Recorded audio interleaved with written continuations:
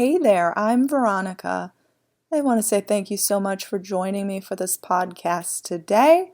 Today I will be answering 3 questions that were submitted through the Anchor app. If you would like your question answered in a future podcast, all you need to do is send me a voice note.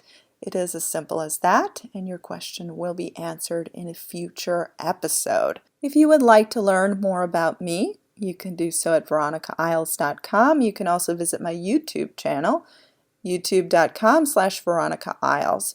So let's start with question number 1. Hey Veronica, how are you?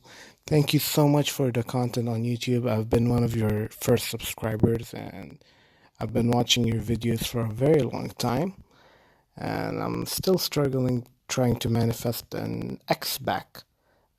I try not to refer to her as my ex-girlfriend. I try to refer to her as my current girlfriend. We are in no contact for around 4 or 5 months now, and she is currently with someone, but I want her to leave that someone and to come back to me so that we can renew our relationship once again. What do I do? What do I have to do? I want it to come from her as if it's her own idea and her own thought to approach me, to text me, and to ask me in order for us to be together. Thank you so much. Okay, so first I want to say thank you for listening to my videos, and I'm wishing you all the best of success in your situation. I can understand that sometimes it can feel like a struggle when you're trying to manifest an ex back.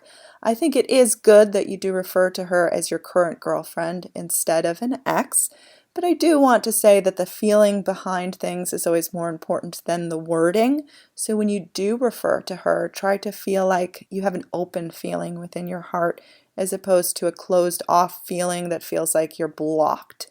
I think that no contact is probably good. You do want her to make the first move. You don't want to sit there constructing ideas as to how you can be together and making contact to try to convince her. It does definitely need to be her own idea, and it really can be. Now, the fact that she is currently with someone else, you're going to want to be very careful to not focus too much attention on this third party.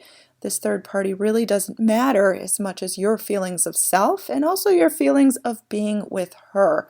So in terms of wanting her to leave that someone and come back to you, I would just imagine you as being together, because in doing that, that means by default she would have already left this person.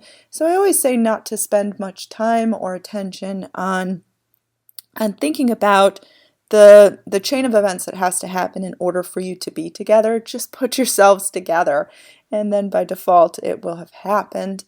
Now, I do think that you don't want to struggle with this. You don't want to think about her all the time. You don't want to think about all of the things that have to happen in order to be together. Now, if you've been at this for a while, I would try to think out of the box, change up your rhythms, change up your routines, change up when you think about her and how you think about her, also how often you think about her. You want to create a sense of newness in your world, and this can be your moment to embrace positive change. So I would really work on yourself, this idea of actually being able to reach goals, your desires as being important, and your desires as being valid and something that you can actually succeed. Now remember, she isn't the key to your happiness. She isn't the answer to your prayers. She's just a person. And she is a person that can be with you in the best way possible. When you think about her, think about hope for the future.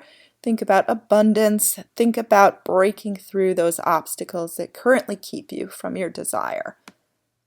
Okay, let's take question number 2. Hi, Veronica. So my question would be is, how do you handle a situation where the bridge of events are unfolding and it doesn't appear to be that things are going in your favor, but you're telling yourself that it is still focusing on yourself, but like you have no signs that things are working out for you. You envision yourself moving with your SP within the next few months, but then you hear the SP and the third party is like together in a new place, etc. So What information or advice do you have to offer someone going through this situation? So thank you so much for submitting this question. First of all, I want to say it sounds like you're doing a lot of things right.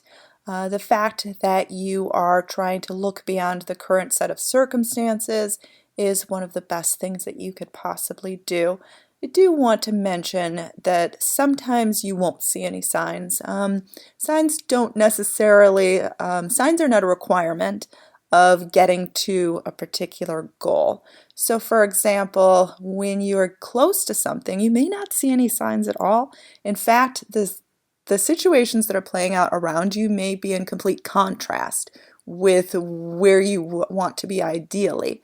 And I think that this happens sometimes because it always appears to be darkest before the dawn. The trick is to stay true to the ultimate desire. For example, you want to be with a specific person, you want to have a happy relationship together. I would definitely not judge what this specific person is currently doing with this third party, even if they've moved into a new place together.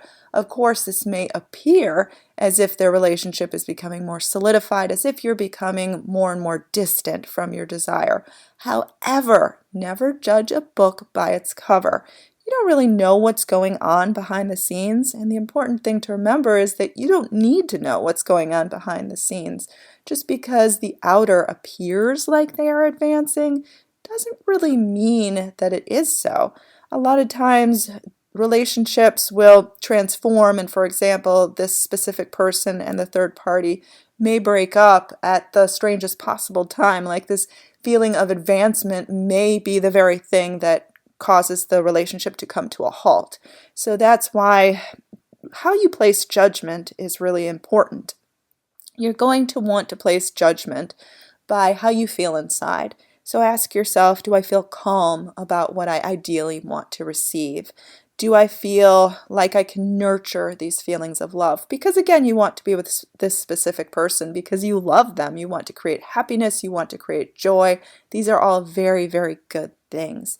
So say to yourself, you know what, I'm going to stay true to these ideas, and I'm going to try to have an easy time in my world, the things that I have control over that can bring me happiness now. So remember, it's not all about this specific person, and it's not all about seeing signs either, so don't worry if you don't see any at all. I have manifested plenty of things without seeing a single sign. Signs are outer indications. It's almost like you're grasping for things outside of yourself. Now remember, the world around you can change in an instant. Things can completely take a new direction. So don't look for signs of growth. Don't look for signs of change. Instead, feel that change within you. Feel those shifts within you. See yourself and the specific person moving into a new place together. Whatever you think the ideal components of your relationship would be. And that is what will truly harden into fact. But give your specific person a chance to run the course of their own journey. Allow them to be ready to be in this relationship with you. So give them the chance to figure things out on their own. You don't want to force, you don't want to push, you don't want to judge. So when you learn information about the specific person and the third party, try to let it go in one ear and out the other and focus entirely on you, creating your best life ever with what things are within your control right now, and let things fall into place in perfect timing in the perfect way with your specific person. Okay, so the audio on question number 3 was a little bit difficult to hear, so I will just paraphrase it. It's how do you stop negative people from entering your world? I do also want to say Padme has joined me, so if you hear a purr underneath this, she is contributing to this podcast. Okay, so how do you stop negative people from entering your world? I think that is setting the standard of the kind of quality of life that you feel you deserve and that you feel you can have. It's also important to remember, though, that if you currently have negative people in your world, they do not have to mess with the things that you can manifest. They do not have to mess with any of your goals, any of your desires. So try to see the fact that they're really not important. They don't have any power over you. They don't have anything over you that will keep you from reaching your goals. They can sort of mess with your mood though, but only if you allow them to. So in terms of healing all relationships, you want to try to not see their negative behavior as a trigger point. You can rise above it, and you can also manifest better. For example, you can either manifest this person to suddenly become a positive influence in your world, or you can simply manifest them away. So I think that that is important to remember, that these people do not have to remain in your world, and you can start to attract better people in your world, or you can heal the current relationships. It's really your preference.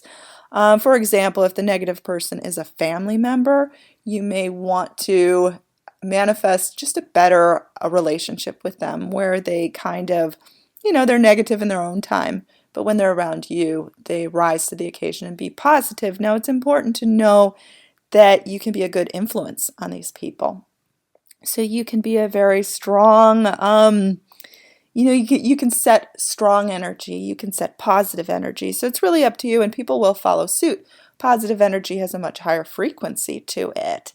So I think that it's good to remember that, again, you're in control. They do not have any power over you, and you can even change the way they're behaving towards you.